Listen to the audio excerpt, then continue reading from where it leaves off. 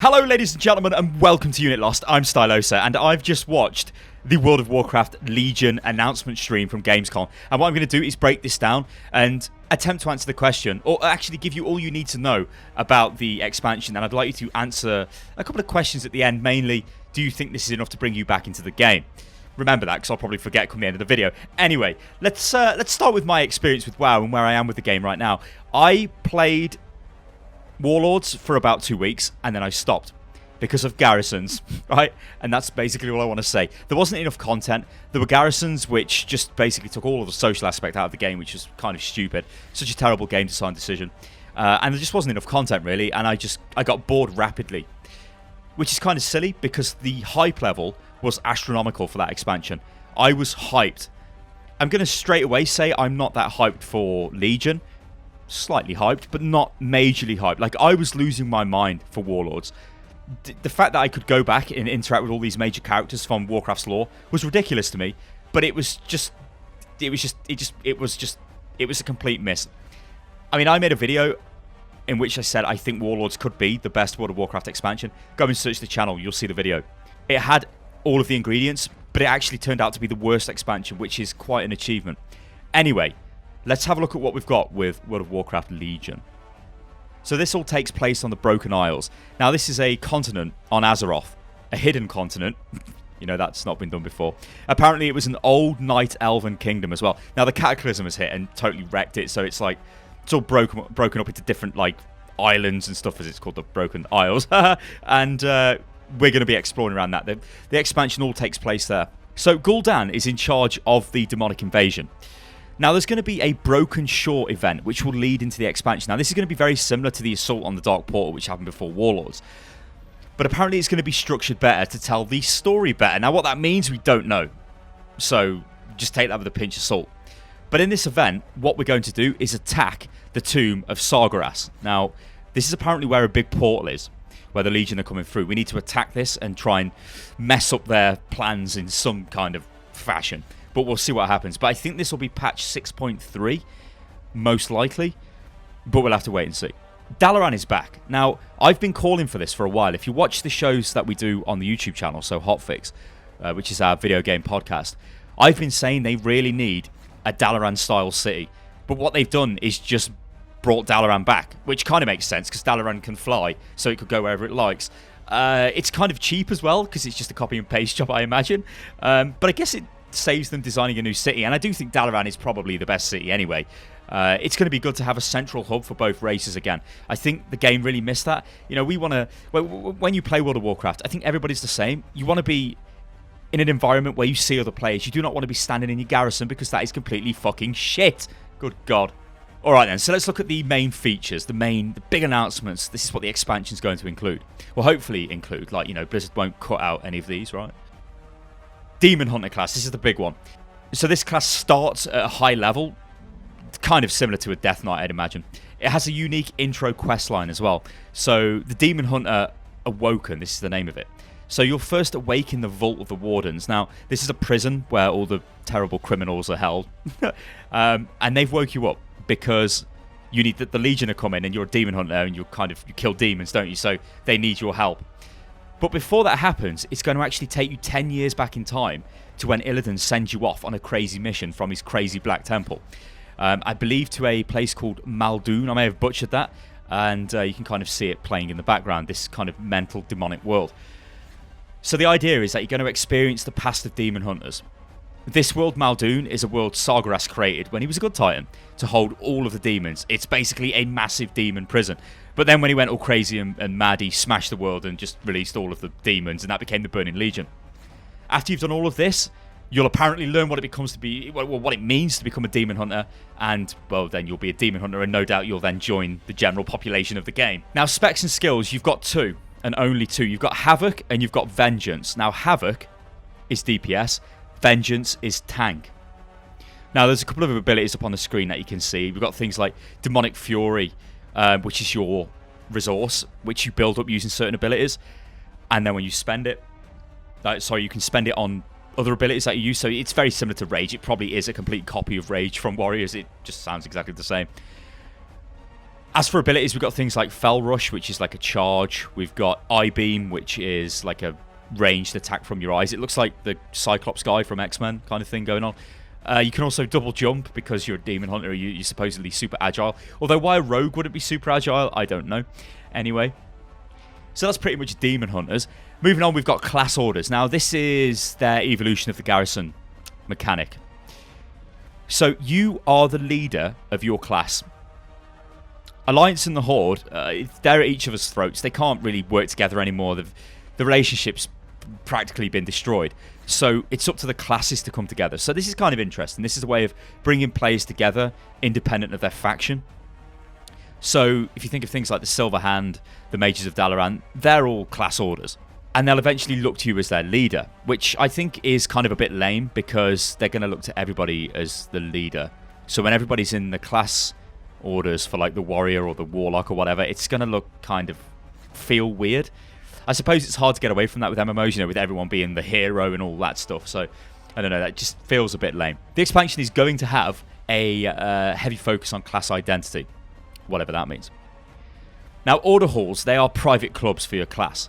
So it's not like the garrison. It's not a personal place. It's a place for members of your class on your server. I think if you think of Azeroth, the Death Knight place, where like all the Death Knights begin and they start there, and Death Knights can actually go back there, can't you, as you progress through the game? Well, I think you can just go back there anyway, can't you? I never liked Death Knights, whatever.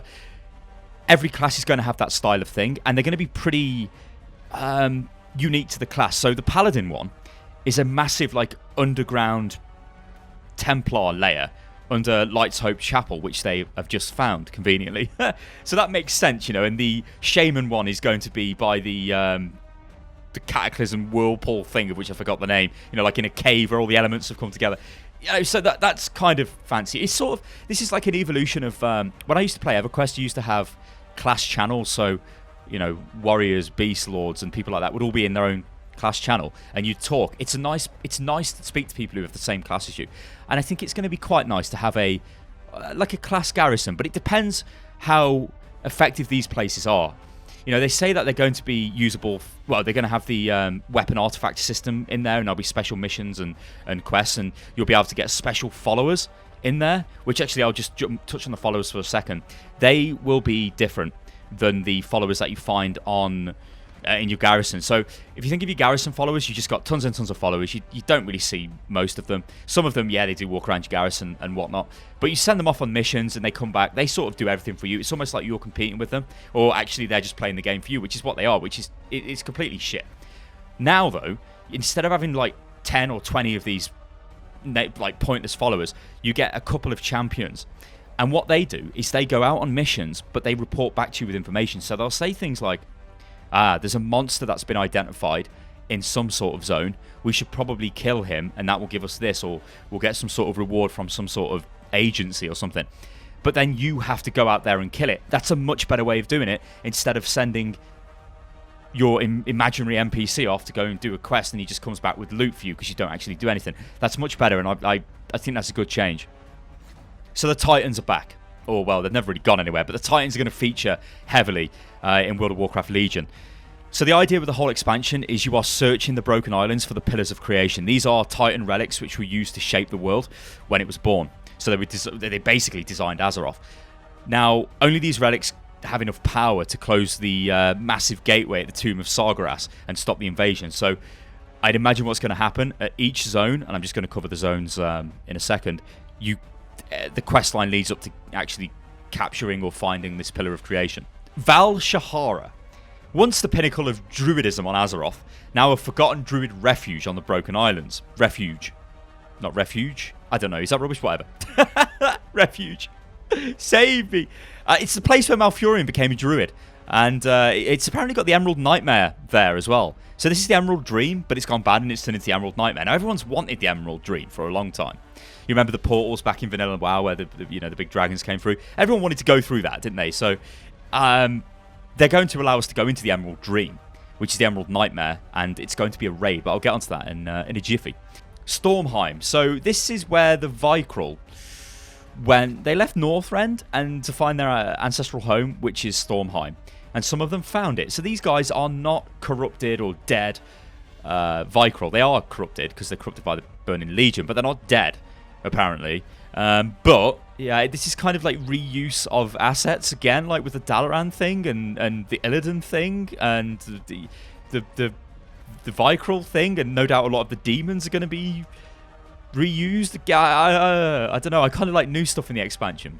Azuna. This is a Night Elven area. So this is going to be heavily influenced by their architecture. I probably butchered the name. I'm terrible at pronouncing these things. But that's pretty much all we really know about that. They did go into some detail on it, gave us a little bit of bits and pieces about the story of the zone. But again, each one of these zones, it is just a case of you need to go through the zone and find the Pillar of Creation. High Mountain, this is the highest point on the Broken Isles. What a shock. And it's home to the High Mountain Tauren, which should be pretty interesting, I think. I never really did like Tauren. Strange models. I mean, who wants to play a cow? What the hell? Suramar. Now, this has a new race of elves, but they become the pawns of the Burning Legion. And, well, naturally, they've got another relic as well, which we need to capture. So as I've said quite a few times through going through the zones, it looks like Pillar of Creation is the central thing in each of these zones. You complete the zone, get the Pillar of Creation, and then progress onto the next zone until you've got them all, and then no doubt it'll finish in some sort of quest climax where we close the portal. And I'm pretty sure every player will experience that, so I doubt that will be, you know, you'll have to do dungeons or raids for that. So another big interesting thing is artifacts. Now, this is really quite interesting. There'll be 36 artifact weapons, one for each class spec. So that's for each class and each individual spec, there'll be an artifact weapon. The first thing you'll do in the expansion is seek out your artifact weapon. You'll earn artifact power when you complete quests, when you win XP, when you take part in raids, when you do dungeons, any major event, you will get artifact XP on your weapon. Now, you can spend this power. I called it artifact XP. I guess it is. It's artifact power, they call it. But you can spend that to unlock new traits on the weapon. So the weapon has its own, well, traits, its own skill tree. So you can decide to take your weapon down a different path than somebody with a similar weapon. Say if you've got two paladins with Ashbringers, they could actually be two different weapons. However, the visual look of the weapon also changes as well. And there are quite a few different things you can do when I get into the PvP in a jiffy. And there are things you can do in PvP to change the look of your weapon. Also, there's loads of other different things like achievements and stuff that you can do. As your weapon levels up, it's going to change in appearance. And there'll probably be like rewards that'll be skins for the artifact weapons and stuff.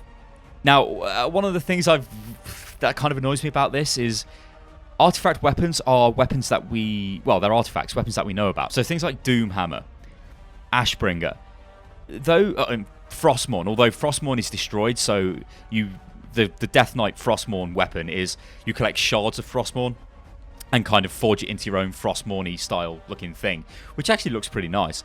But Doomhammer and, well, I guess Ashbringer is the most famous thing. Paladins, they're sort of getting a massive reward here. You know, it's like, holy hell. Paladins, Death Knights, Shamans, quality weapons. Fire Mage, this was an example. It's a sword called Fellow Malorn that nobody's ever heard of before, and now it's a thing because it's what Kel'Thalas used to run around with, or Kel'Thas. I always get them confused, him in the city. And there's like one for a survival hunter, which is just a spear thing, which these Tauren guys from High Mountain that nobody's ever met have got. It's hardly the same, is it, as Doomhammer or Ashbringer or Frostmourne derivative weapons, is it? So I think some people are going to get shafted a little bit, but, you know, whatever. Also, it is Call of Duty, isn't it? And Destiny have met World of Warcraft. World of Warcraft, Modern Warcraft, Call of Warcraft, Modern Warcraft, whatever. Anyway, moving on. Dungeons. We have got, well, apparently we've got an admission that they fucked up dungeons and they're going to sort them out. So Chilton said, we messed up dungeons, so we're sorry about that. He didn't really say this, but I think he wanted to say this. And they were shit in Warlords, so we're going to fix that. So there will be more dungeons, and there will be more varied challenges in the dungeons, and the dungeons will have long-term reasons to replay them. They will not be a case of you play them to get gear to raid, and then you never go back into a dungeon. Which is kind of stupid, really, when you think about it. Why waste the dungeon like that? You know, surely you could do something with it. I know they had like challenge runs and stuff like that, but at the end of the day, people want a reason to go back there, don't they? Not like a power game reason. You know, I don't know. But they do need to focus more on dungeons. So what we've got for dungeons, we've got Halls of Valor, we've got Black Rook Hold, Vault of the Wardens, Eye of Ashara, Darkheart Thicket, Naltharian's Lair, Helheim, which is a going to be like Grimrail Depot, but you're on a Viking ghost boat, which I'm not really, I don't know whether I'm too hot on that because I didn't really like Grimrail Depot, but Suramar City, and Violet Hold makes a return. Now, this is the Dalaran prison. Everybody knows what this is. It's Dalaran's prison, like I've just said. It's going to be different, though, because when it moved to the Broken Isles, strange power through the Legion portal has awoken prisoners that we didn't know exist in there, so now we need to kill them. Guess that's a good reason to just have different bosses in there. But I quite like Violet Hold anyway. I always enjoyed doing that back in Wrath. So let's talk about the raids. So there's going to be 2 raids when it launches. We've got Emerald Nightmare. So this is the Emerald Dream, which has gone bad. It's all twisted and it's all perverse and God knows what's going on in there. There's going to be 7 bosses. Cenarius is going to be in there, and Xavius will be in there as well. Suramar Palace, this will have 10 bosses. It's the home to the Nightwell, which is the center of Suramar's power, and you will apparently kill Gul'dan in this. It's also a night elf or an elven style place, so why Gul'dan's there, I don't know. Maybe he's after this Nightwell thing, you know, like the, guess is that the opposite to the Sunwell? I don't know. Who knows?